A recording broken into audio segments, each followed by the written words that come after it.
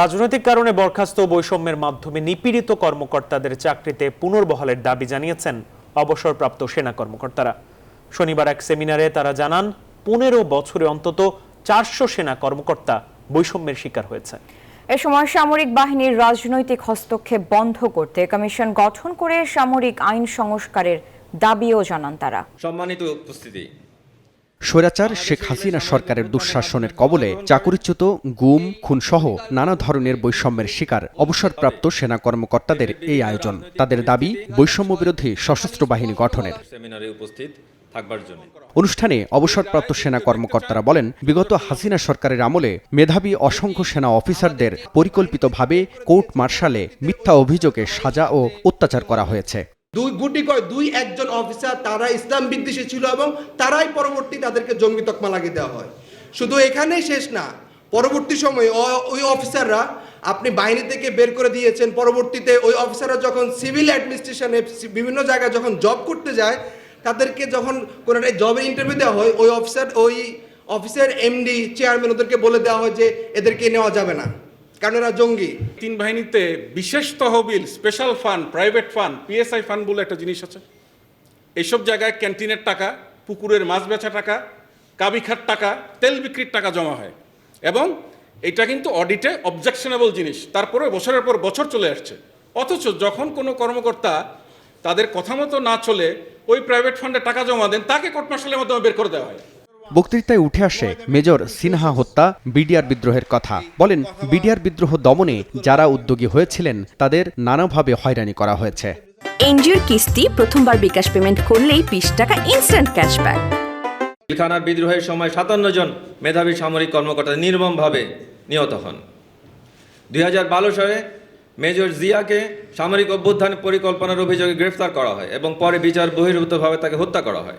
তার বিরুদ্ধে অভিযোগ প্রমাণের কোনো গ্রহণযোগ্য প্রমাণ উপস্থাপন করা হয়নি এবং সবশেষে একটি নিরপেক্ষ সংস্কার কমিশন গঠন করে বিদ্যমান সামরিক আইনে মানবাধিকার সহ অন্যান্য সাংঘর্ষিক আইনের পরিবর্তন করা, যেন আর কোনো সরকার সামরিক বাহিনীকে রাজনৈতিকভাবে ব্যবহার করতে না পারেন। আমাকে 8 সালে মার্চ মাসে বলা হয় রয়ের সাথে কাজ করার জন্য।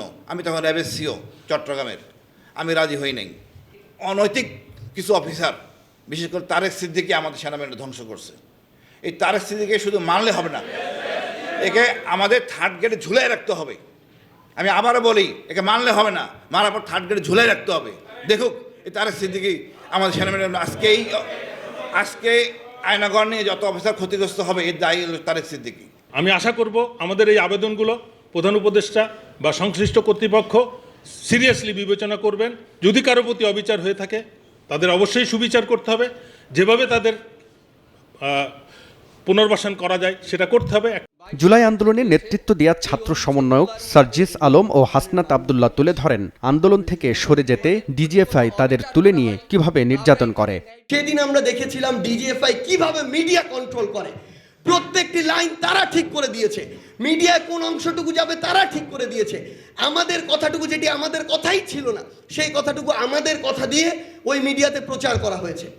এই কাজগুলো আমরা আমাদের এই যে সময়টুকু আমরা যে কি অভিজ্ঞতার ভিতর দিয়ে গিয়েছি, আমরা এগুলো এখন পর্যন্ত তুলে ধরার বা শেয়ার করার সময় পাইনি। তবে আমরা আমাদের জায়গা থেকে স্পষ্ট করে একটি জিনিস বলি, অসংখ্য রক্ত গিয়েছে, অসংখ্য জীবন গিয়েছে।